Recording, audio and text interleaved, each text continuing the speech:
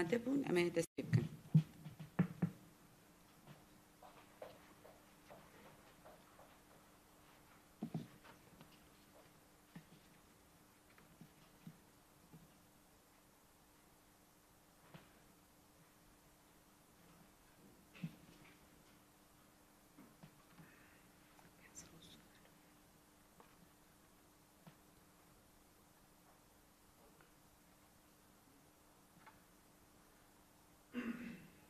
Hazırsınız herhalde arkadaşlar. Değerli basın emekçileri, hepiniz hoş geldiniz. Bu sabah yine Türkiye'nin genelinde Adana, Kocaeli, Ankara, İstanbul, Balıkesir'de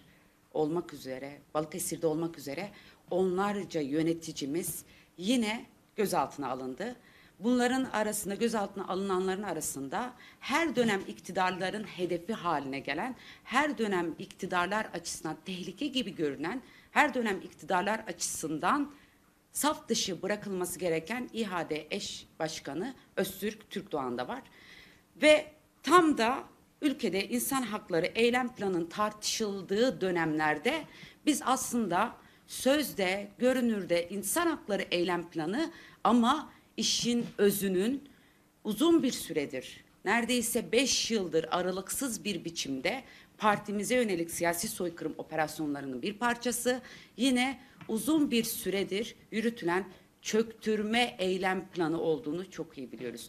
Bu ülkede insan hakları eylem planı sözde, lafta kalan ama esasını aslında ülkenin demokrasisini, ülkenin özgürlüğünü çöktürme eylem planının devrede olduğunu, bunun her geçen gün biraz daha geliştirildiğinin şahitliğini yapıyoruz. Değerli arkadaşlar, son günlerde maalesef yine bu ülkenin ortak gelecek iradesine çok sert bir biçimde AKP-MHP ittifakının saldırılarıyla karşı karşıya olduğumuz süreçleri hep beraber yaşıyoruz. 2 gün önce Ömer Gergerlioğlu milletvekilimiz attığı bir tweet gerekçesiyle, hatta bir tweet de değil, bir haberi retweetlediği gerekçesiyle aldığı ceza mecliste okunarak Sayın Gergerlioğlu'nun milletvekilliği düşürüldü.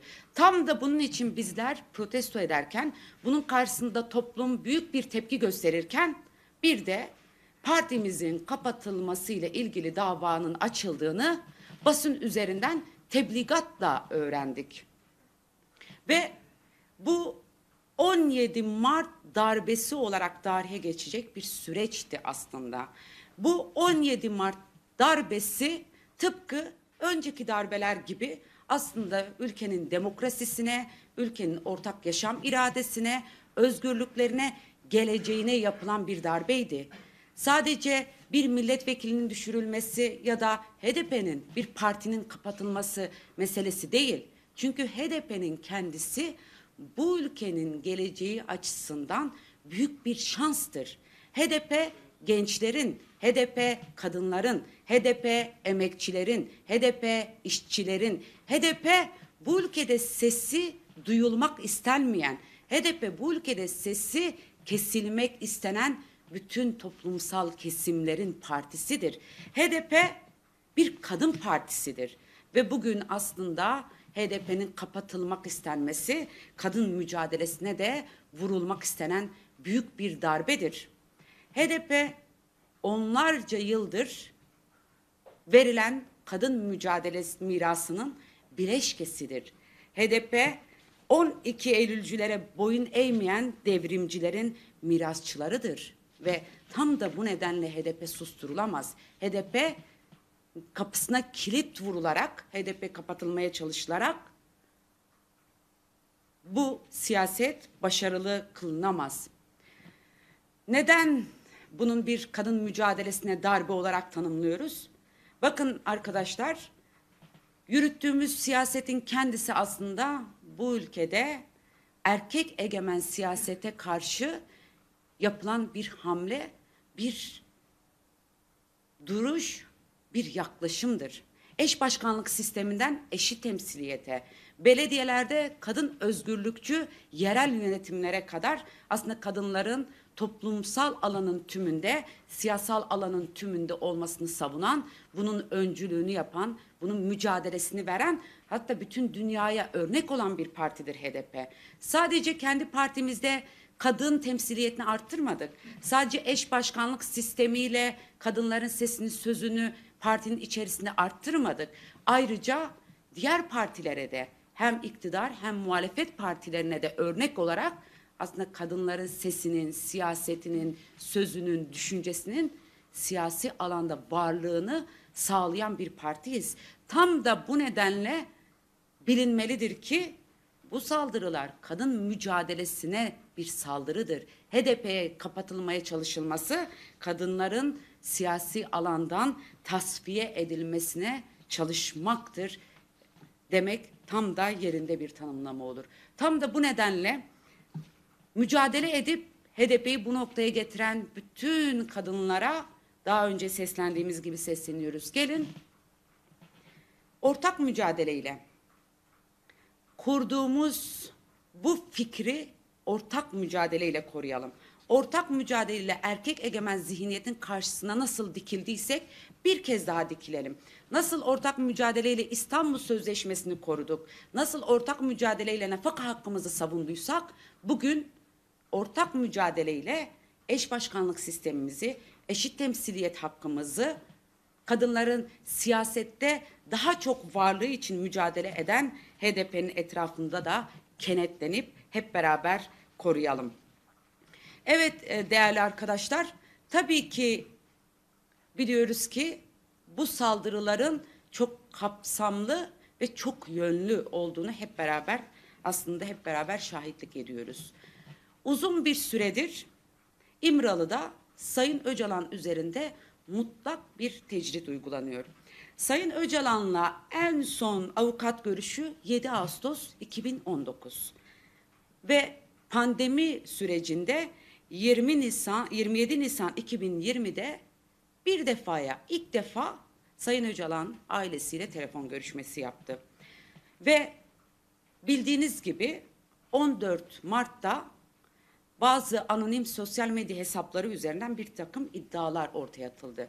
Biz bu iddiaların hangi kaynaklardan beslendiğini, bu iddialarla nasıl bir süreç yönetilmeye çalışıldığını elbette ki biliyoruz. Bu ilk defa karşılaştığımız bir durum değil. Ama bunu besleyen, aslında bu iddiaların toplumda daha fazla kaygı ve tepkiye neden olmasının esas nedeni yürütülen mutlak tecrit siyasetidir. Bugün İmralı'da Sayın Öcalan üzerinden başlatılıp Türkiye'nin tümüne yaygınlaştırılan tecrit yönetiminin kendisidir aslında. Bugün bu kaygıları besleyen, bu kaygıları daha fazla ön plana çıkartan yaklaşım.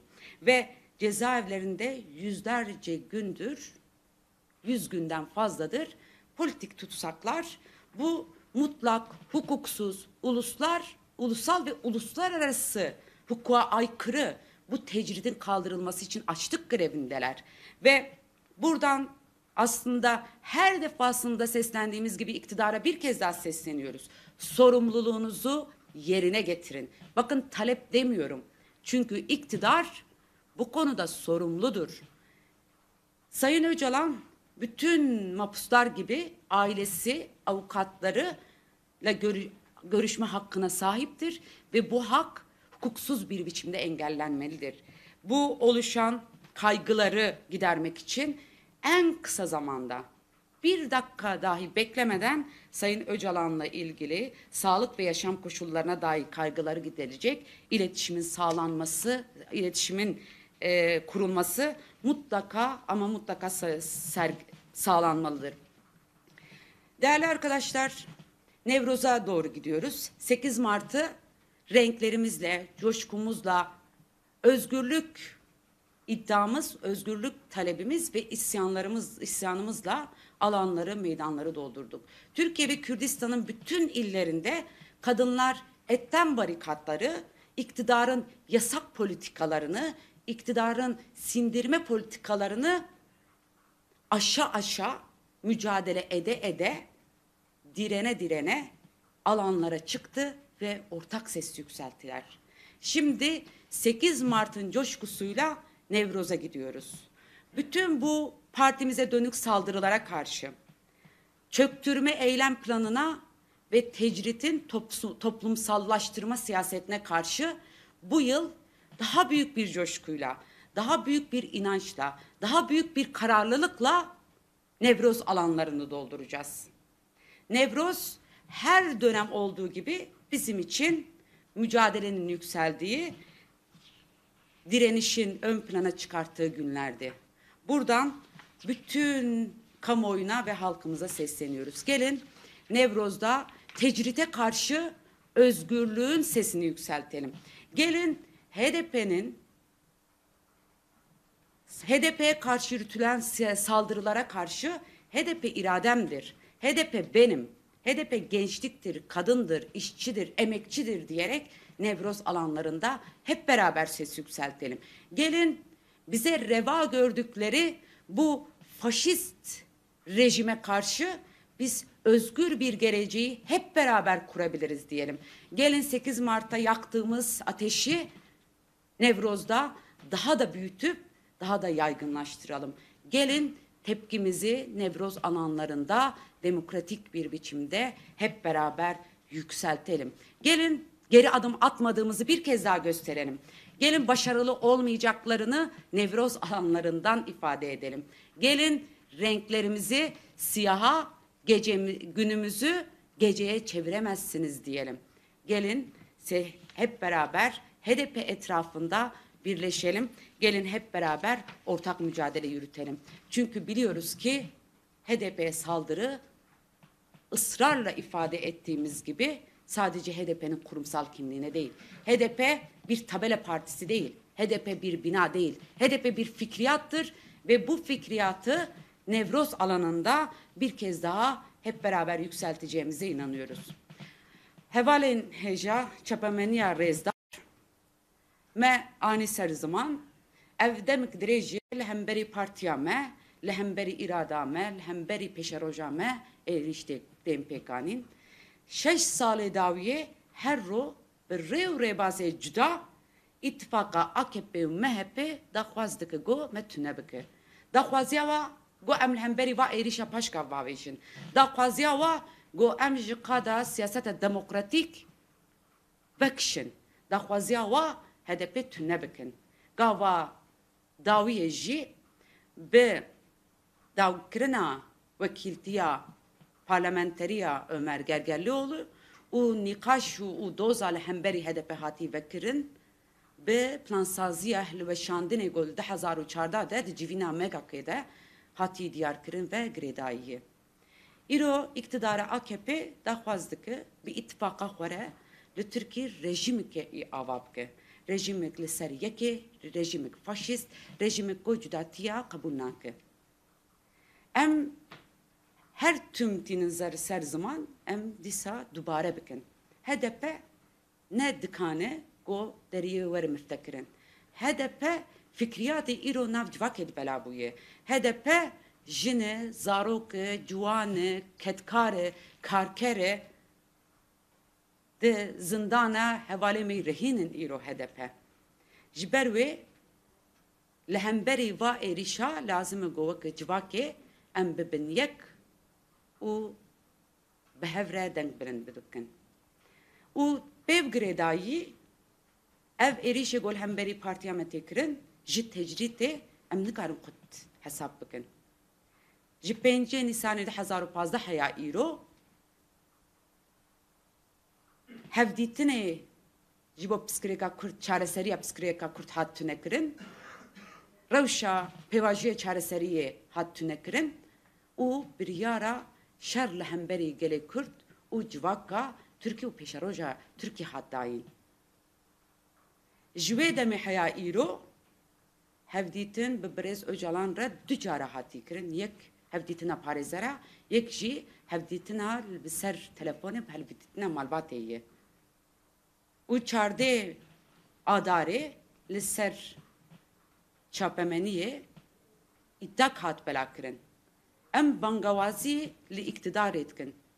Ev ji bo ev îda ji holê rabin ور سر راست کرن لازم قدام کرد هفدیتم به برزو جلان ور کرن اف تجرید شر ناوه تجرید شر جبو پیش روجا ترکی ایرو تجرید برچیبون لترکی ایرو تجرید تندی al سر جنیه ل ادنگاریا ترکی جبروی لازم قدام کرد ev tecrita gran به hukuk gayrimeşru verirakırın.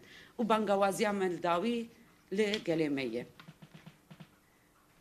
21 adare Nevroz jbo gele Kürt roja tekoşineye. 21 adare jbo jina roja xwenûkirineye. Em wek gelê Kürt divê Nevrozê li hemberî tecrîtê em ê azadiyê biparêzin. Li vê Nevrozê li hemberî faşîzmê em ê demokrasiyê wekheviyê biparêzin. Bangewaziya melgelê me ye werin em teb hevre jin, ciwan, zaro, îxtiyar ji 7 salî heya 75 salî em li qadê Nevrozê bi hevre dengê azadiyê, dengê wekheviyê bilind bikin. Werin em divê Nevrozê de li hemberî tecrîtê azadî biparêzin. Werin em li vê Nevrozê li qada HDP, fikriyata HDP partiya xwe bi hevre biparêzin. Em bi HDP îrada me ye, HDP pêşeroja me ye, HDP emin em li virin. Ez pirsê we tune bin em ê daxuyaniya xwe bidawî bikin. Spas.